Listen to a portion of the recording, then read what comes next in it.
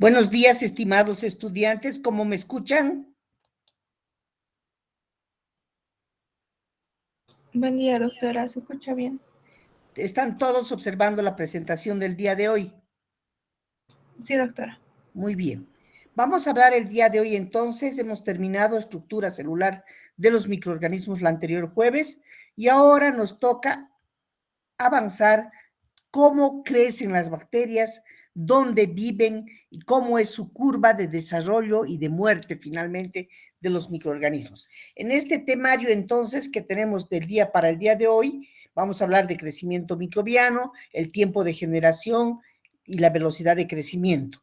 Además de que vamos a contemplar que para que un microorganismo crezca, necesita realizar una curva de crecimiento, sobre todo cuando crece in vitro.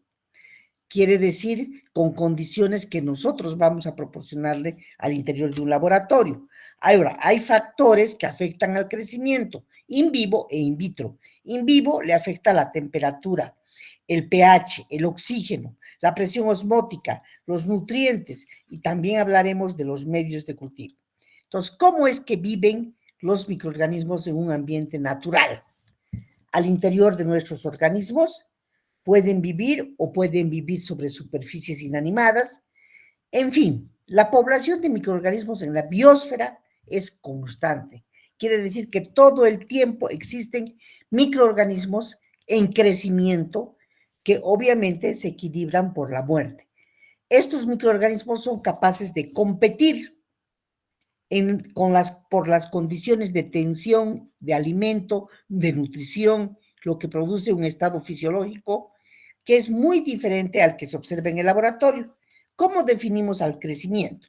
El crecimiento de un microorganismo significa o representa un aumento ordenado de todos los componentes de un organismo y no solo de uno de ellos. Por lo general, hay organismos unicelulares que el don del crecimiento va a ir a hacer que aumente un número de células más que aumente el tamaño celular. Eso también hay que contemplar. La división celular para los microorganismos, cuando estos se dividen por fisión binaria, se replican a partir de una célula, de una sola célula que contiene el DNA. Esta célula es la que se va a replicar, se va a elongar, van a formarse dos septos, en un septo el DNA, la replicación, y el otro igual, entonces se va a ir separando, de esta forma se separan, por ejemplo, las levaduras. Eso se llama fisión binaria o gemación. Acá tenemos que en el laboratorio, por lo general, hay organismos que se estudian y para estudiarlos necesitamos hacerlos crecer en una placa de Petri con abundantes nutrientes a muy altas densidades. A esto se llama cultivo estático o cultivo continuo. En la naturaleza hay microorganismos que crecen y cuando los nutrientes escasean, aumenta la ventaja de asociarse a superficies. ¿Cómo se asocian a superficies? A superficies celulares. Puede ser a la tierra, colonizando distintos lugares de alojamiento, puede ser inclusive que se asocien en el mar, en la superficie de las aguas, al fondo también, en fin, todo esto, pero en todos estos sitios que eligen para asociarse a superficies, forman biofilms. Y estos biofilms tienen muchas características. Entre estas características, ¿qué será biofilms? Biofilms son que se colocan como en capas, superficies. Pero cuando están colonizando y creciendo en capas, producen quimiotaxis, producen exopolisacáridos que vendrían a ser los colonizadores primarios o también pueden existir colonizadores secundarios. Por lo general, cuando hablamos de crecimiento, decimos que entre una célula y otra célula existe una comunicación compleja.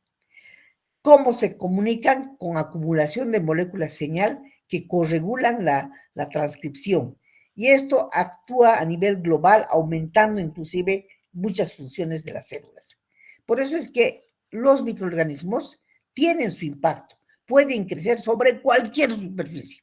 Pueden crecer en matraces de cultivo, pueden crecer sobre nuestros dientes, pueden crecer al interior de los grifos, pueden crecer en el aire acondicionado, pueden crecer en los implantes médicos, ¿no es cierto?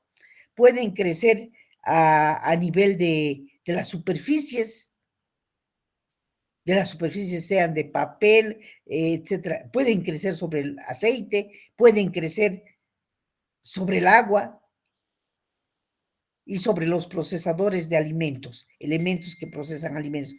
En fin, están creciendo en todas partes. Crecen inclusive, ya estamos viendo nuestras floras naturales, normales, nuestros microbiomas están sobre la piel, sobre órganos internos, etcétera, etcétera. Entonces, el crecimiento de las poblaciones, de los microorganismos, es logarítmico. Miren, si nos referimos a esto, vamos a ver que es logarítmico. ¿Y cómo vamos a ver? Por ejemplo, existe esta fórmula, donde N es el número final de células por mililitro. Y el número final de células de crecimiento de una población será igual al número inicial de células por 2 a la N. O sea, logarítmico. En un tiempo y el crecimiento es exponencial. Eso es lo que vamos a contemplar. Por eso decimos que la velocidad de crecimiento es el cambio del número de generaciones por unidad de tiempo. Esto es igual a delta C, delta de crecimiento, que es igual a delta N, el número sobre delta T, el tiempo de generación. Entonces, el tiempo de generación para la formación de 2 células a partir de una, para duplicarse así el número de células de una población. Por ejemplo, si yo quisiera ver el tiempo de generación o de crecimiento de una bacteria, de un microorganismo, el tiempo de generación de Escherichia coli es muy rápido. Aquí tenemos un ejemplo. Puede ser tan rápido como 20 minutos en un medio que contenga los nutrientes. O sea, en 20 minutos se puede duplicar infinitamente. Imagínense. Y así sucesivamente pueden haber muchas otras bacterias con diferentes tiempos de duplicación, porque estos pueden ser constantes y de crecimiento exponencial. Entonces, esos crecimientos exponenciales están radicando en virtud al tiempo y al número de células, y obviamente el logaritmo es el número de células. La cantidad es logarítmica de su duplicación. Por eso es que se ha diseñado, los microbiólogos han diseñado una curva de crecimiento. Acá tenemos la curva, donde en una fase inicial, en una fase que es conocida como, llamada también como fase laxa, ¿qué ocurre? Inicial, el crecimiento es cero. Acá no hay crecimiento. ¿Por qué? Porque recién el microorganismo va a encontrar nutrientes, etcétera, etcétera. Entonces, luego sobreviene ya una vez que pasa un cierto tiempo, el microorganismo comienza a encontrar sustancias con las cuales desarrollarse y presenta un desarrollo exponencial, logarítmico aquí. Comienza a subdividirse y obviamente alimentándose y comienza su desarrollo exponencial. Es en este momento del desarrollo exponencial donde deberían de actuar, por ejemplo, los antibióticos. Porque posteriormente a este desarrollo exponencial alcanza una situación en que ya no puede conseguir mayor cantidad de alimento o ha consumido todo el oxígeno del medio, etcétera, etcétera. Y entonces el crecimiento se va estacionando, se hace constante. Y a esto se llama fase estacionaria. En la fase estacionaria ya no tiene caso, por ejemplo, utilizar antibióticos. Y posterior a la fase estacionaria, el crecimiento decae y se presenta la fase de muerte. Y esto es lo que acontece con todos los microorganismos. Presenta una fase laxa, una fase exponencial, una fase de desarrollo exponencial, una fase estacionaria y una fase de muerte. Entonces, si resumimos, decimos que la fase LAC simplemente, o laxa, es para adaptar al nuevo ambiente, o fase inicial cero. Ahora, la fase exponencial es la velocidad máxima de crecimiento que puede alcanzar un microorganismo bajo condiciones particulares, con un tiempo de generación mínimo. La fase estacionaria ya no hay crecimiento neto, o sea, la velocidad de crecimiento es igual a la velocidad de muerte. Los nutrientes son limitados, ya no existen, pero suficientes para mantener una actividad. La acumulación de desechos y la inhibición del crecimiento ya se van presentando en la fase estacionaria. Y finalmente tenemos la fase de muerte. La velocidad de muerte es mayor a la velocidad de crecimiento. Entonces, la velocidad de crecimiento de división celular, que en realidad representa el crecimiento, no es otra cosa que la división celular, se iguala con la velocidad de muerte celular y comienzan a morir los microorganismos. Esa sería la explicación de la curva de crecimiento. Ahora bien, tenemos para esto, para medir este tipo de situaciones, se puede recontar haciendo recuentos totales por cámaras de Petro-Hauser. Y esto ya es un poco antiguo, pero de todas formas, esta fue una forma de contar. Es un método rápido, no distingue ser, pero tiene unas desventajas. Aquí tenemos la muestra localizada en la cámara de Petro-Hauser, pero no distingue cuáles células están vivas y cuáles están muertas. O sea, es un método antiguo que tiene baja sensibilidad y un límite de detección alto que necesitaríamos como de 10 a las 6 células por mililitro. Lo que sí utilizamos el día de hoy es el método indirecto. Recuento en placas. Por ejemplo, si yo quiero medir la viabilidad de la Escherichia coli, en qué tiempo me va a desarrollar, cuánto va a tomar que entre en fase laxa, cuándo va a tomar en fase exponencial, en fase estacionaria y cuánto va a ser su muerte. Entonces, voy haciendo esto. Coloco en un cultivo, un caldo de cultivo, la muestra de mi Escherichia coli. En este caldo de cultivo voy a quitarle 1 ml y voy a llevar a un tubo de 9 ml de caldo. De este voy a sacar 1 ml, voy a llevar a otro que tenga 10 a la menos 2. Y voy a hacer a un tercer tubo. Del tercer tubo a un cuarto tubo y tendré 10 a la menos 3. Al quinto tubo y tendré 10 a la menos 4. Al sexto tubo tendré 10 a la menos 5 y así sucesivamente voy a ir viendo y luego recontando cuántas bacterias me han desarrollado, quitándole 0.1, 0.1, 0.1 de cada una de estas diluciones a mis placas de Petri, que me permite ver cuántas células están viables, en qué tiempo y en qué condiciones de incubación, si he tenido que incubar 18 horas, 24, 36 o 72, todo eso me va a decir, y el límite de detección. Puede crecer una colonia o pueden crecer 10 unidades formadoras de colonias por ml de muestra, dependiendo de lo que coloque. Entonces, así con el método indirecto de recuento en placa, hoy en día sabemos lo que es. También existe otra forma de evaluar el desarrollo por turbidimetría. Es también un método rápido donde se va enturbiando, por eso se dice turbidimetría, pero este método tampoco nos permite distinguir entre células vivas y muertas y tiene muy baja sensibilidad y es medido por un espectrofotómetro, o sea, en base a luz, ¿no? Ustedes saben lo que es un espectrofotómetro. La evaluación del crecimiento, por ello, decimos que determina el número de crecimientos de los microorganismos. Hay métodos directos como el recuento total, el recuento microscópico directo, y hoy en día tenemos el conteo electrónico en el método directo. En métodos indirectos tenemos recuento de viables, recuento en placa, esa de Petro-Hauser que han visto, que ya no nos gusta, la filtración por membrana de incubación, esto nos gusta mucho más, y sobre todo nos gusta mucho más y es más fidedigno el número más probable, el NMP, lo que hemos visto cuando hemos hablado de método indirecto y de recuento en placa como esto. Entonces, ese sería el método más probable, el método más probable, un número más probable. Bien, ¿qué podemos decir para determinar la masa de las bacterias?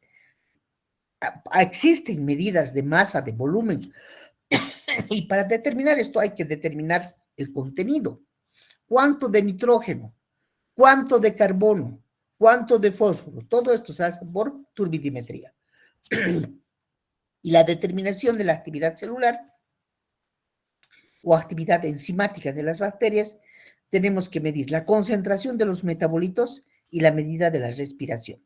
Entonces, hay efectos del ambiente también sobre los microorganismos. Y los microorganismos están ampliamente distribuidos, ya saben ustedes, en todas partes de la naturaleza. Suelo, agua, aire, superficies de vegetales, superficies de animales, al interior del ser humano, etcétera, etcétera, ¿no es cierto? Entonces, mayoritariamente el carácter es unicelular o muy simple de los microorganismos. Hay otros microorganismos que tienen complejidad de la organización según sean su organización o en vegetales o en animales, en fin, o en otros va a depender del ambiente y de las cantidades que existan para poder llevar a cabo el metabolismo, el anabolismo, el metabolismo, el catabolismo, va a obtener energía, bajo qué forma, etcétera, etcétera. Entonces, si nos referimos a los requerimientos del crecimiento microbiano, diremos que en las bacterias tienen que, para crecer, necesitan nutrientes. ¿Cuáles son esos nutrientes? Agua, fuentes de energía, macronutrientes, micronutrientes, factores de crecimiento, condiciones de cultivo, como la temperatura, el pH, la luz, la aireación, la actividad del agua, el potencial redox, todo esto. Miren, aquí cuando no tiene nada, ninguna condición, el crecimiento no existe, ¿no es cierto? Es mínimo. Después va a ir creciendo de acuerdo a todos estos elementos y obviamente vamos a tener desarrollos que varíen en virtud, por ejemplo, no solo a la velocidad de crecimiento, sino a la temperatura. Por ejemplo, desde los 0 grados centígrados, los que crezcan entre 0 y 10 grados centígrados se llamarán psicrófilos. Los que crezcan hasta 30, 34 se llamarán psicótrofos o mesófilos. Luego vienen los termófilos, que pueden crecer entre 40 y 80 grados centígrados, y tienen los hipertermófilos, que todavía soportan mayor temperatura, hasta los 103, 110 grados centígrados, y se llaman hipertermófilos. Entonces, crecen y varían de acuerdo a las temperaturas. Hay microorganismos que viven en las nieves eternas, como por ejemplo, y son psicrófilos obligados. En esos lugares, en los polos, por ejemplo, se encuentra Chlamydomonas nivalis, que es un microorganismo que vive en los hielos eternos. ¿Por qué? Porque es un psicrófilo obligado. Vive entre temperaturas de 0 y menos 20 grados centígrados. Su temperatura ideal es de 15. Y así sucesivamente podemos citar otros microorganismos que pueden vivir inclusive hipertermófilos, en los volcanes, en los manantiales calientes, donde pensaríamos que no existe ninguna vida. Existe. Hay microorganismos que pueden tolerar más de 45 grados centígrados, se adaptan a la termofilia. Hay microorganismos que crecen cuyas enzimas y proteínas son estables al calor. ¿Y por qué? Porque tienen membranas ricas en ácidos grasos saturados. Por eso es que pueden vivir. Y así la temperatura para eucariotas, para procariotas, es diferente, ¿no es cierto? Lo mismo, pues, para los microorganismos. Vamos a ir encontrando bacterias de diversas que crecen a una temperatura de 1, otras de 6, otras de 60, otras de 37, otras de 24, etcétera, etcétera. Por eso es que hablamos tanto de esa clasificación. ¿Qué son psicrófilos? ¿Qué son psicrótrofos? ¿Qué son mesófilos? ¿Y qué son hipertermófilos y termófilos?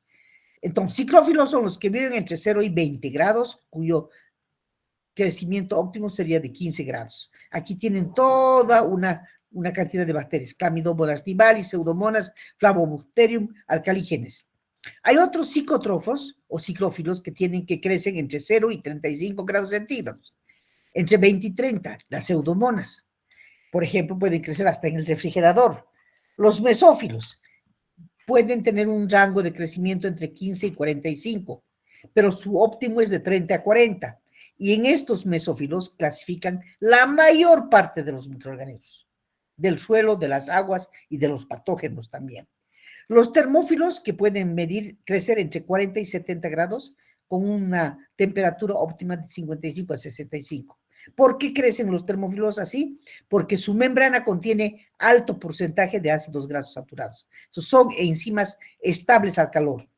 Y ahí tenemos el Bacillus stearotermophilus, por ejemplo. Y los hipertermófilos pueden crecer entre 80 y 113 grados centígrados de calor, como el Pirococcus, el Pyrodictium. Esos crecen en los manantiales calientes, en los volcanes pueden crecer, imagínense. Y así, aquí vamos a quedar, porque ya no nos, no, todavía veremos el oxígeno. Con el oxígeno también podemos clasificar a los microorganismos en aerobios y anaerobios. Los que utilizan oxígeno se llamarán aerobios. Y dentro de esta clasificación de aerobios tenemos aerobios obligados, que requieren el oxígeno en un 21% o más, como por ejemplo los bacilos y los hongos, los microaerófilos que requieren niveles menores que el oxígeno atmosférico, como el Azospirillum, entre un 5 y un 10%, y entonces decimos condición de microaerofilia. Y los que no utilizan el oxígeno para crecer también pueden clasificarse. Anaerobios facultativos no requieren oxígeno, pero mejor desarrollan con oxígeno. Por eso los llamamos facultativos. ¿Quiénes serán facultativos? Las levaduras, la Escherichia coli, por ejemplo. Aerotolerantes. Los que toleran, no son sensibles al oxígeno, crecen en presencia o en ausencia de oxígeno, como por ejemplo Enterococcus fecalis y Streptococcus spp. Sin identificación de especie quiere decir SPP. Obligados, anaerobios obligados, los que no toleran por ninguna causa el oxígeno. Mueren en presencia de oxígeno. Y ahí que están, ¿quiénes? El género Clostridium y el género Methanobacterium, por ejemplo, por darles un ejemplo.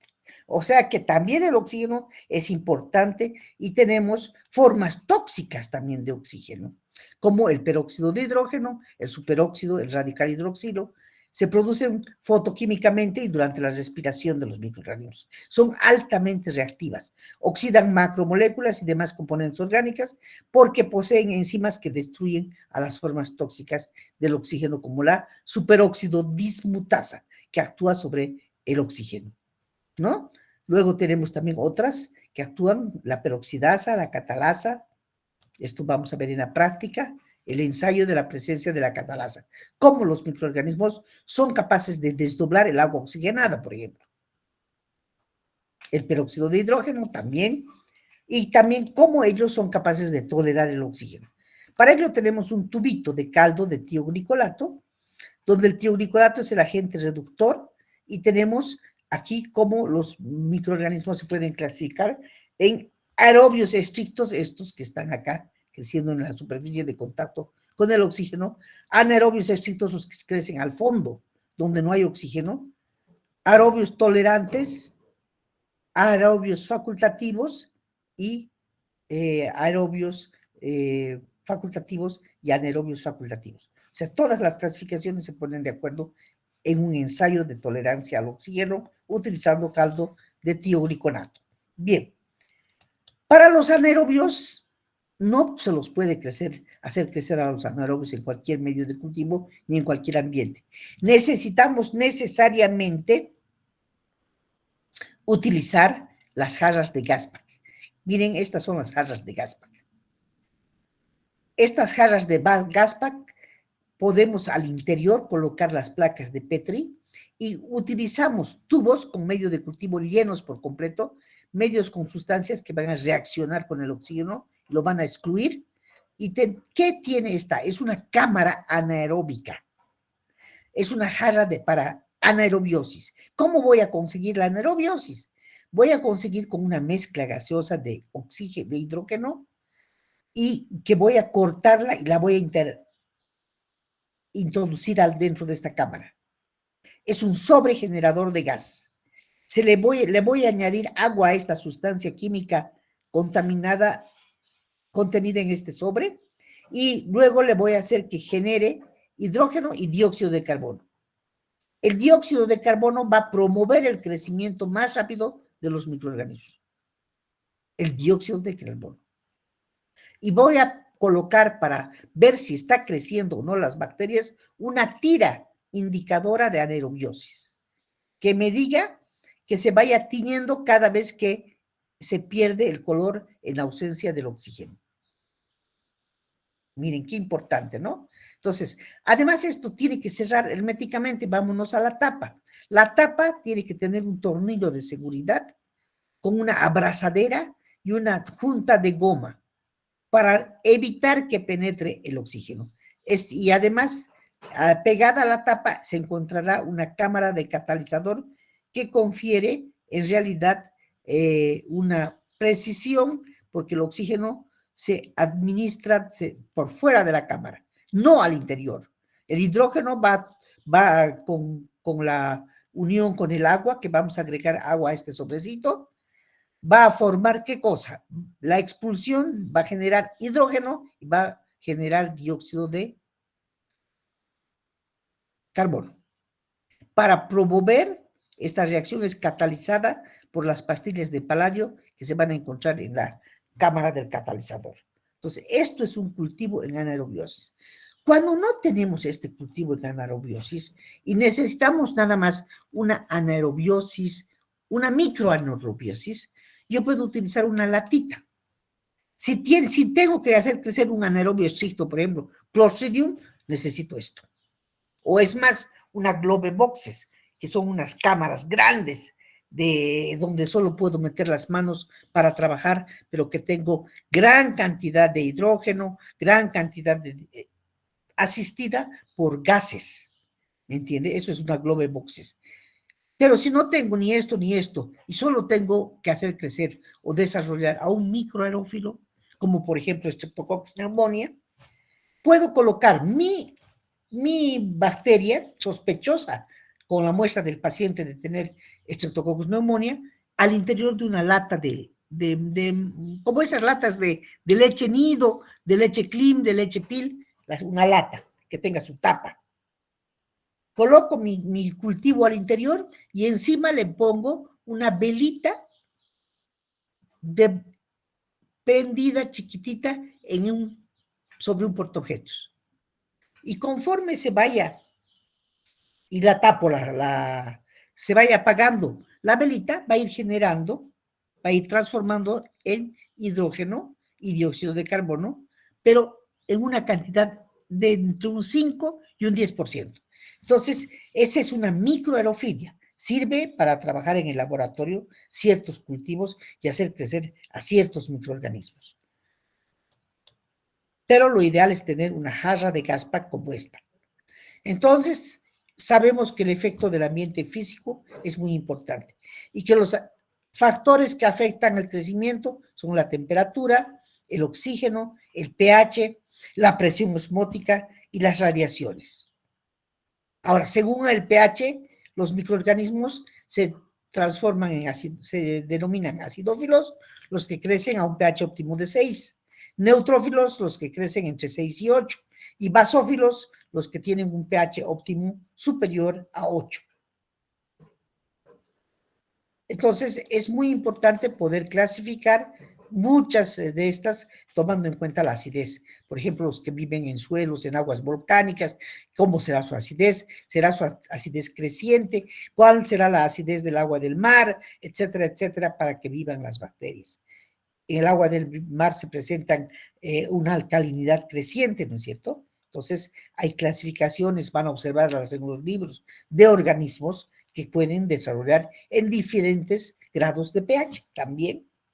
Y por supuesto, la presión osmótica también interesa a los microorganismos. Están en un ambiente hipertónico, donde la concentración del agua es mayor y que al interior de la célula, y se tendrá que formar la plasmólisis, o en un ambiente hipotónico donde tenemos la plasmoptisis porque es irreversible, o en un ambiente isotónico donde la concentración del agua es igual afuera que dentro de la célula y entonces está creciendo en un equilibrio óptimo de presión osmótica.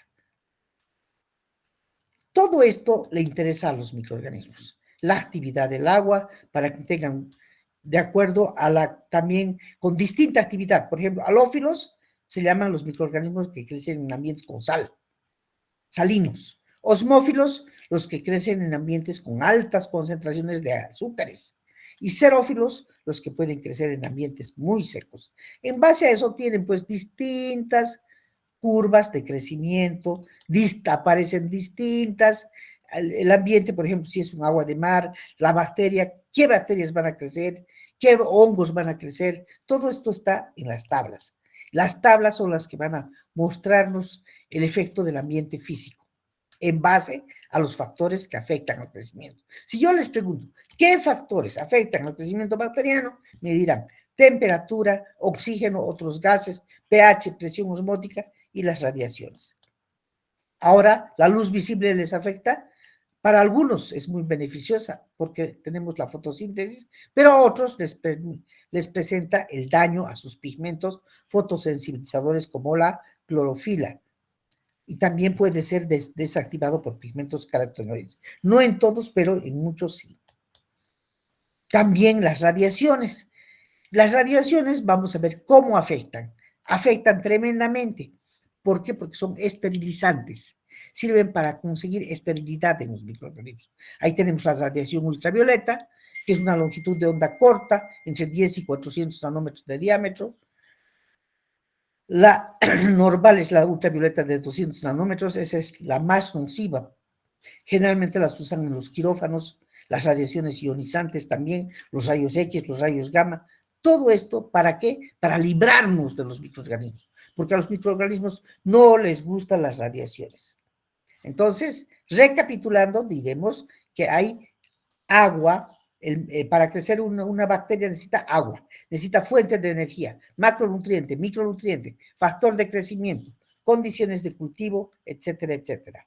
Bien, aquí vamos a quedar entonces y obviamente vamos a continuar la siguiente clase con otro tema que ya nos vamos a adentrar, que es el tema del metabolismo bacteriano. Bien, si tienen alguna pregunta, un poco breve, por favor, porque vamos a irnos a la facultad, tenemos prácticas. No se olviden que ya a partir de ahora iniciamos la práctica con los grupos 1 y 2 el día de hoy. Voy a darles un tiempo para llegar a la práctica hasta las 8:15 de la mañana.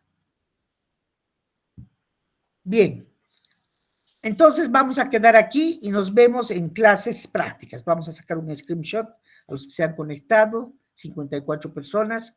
Muy bien. Hasta luego, muchachos. Nos vemos en la práctica. Hasta luego, chicos. Hasta luego, doctora. Hasta luego, doctor.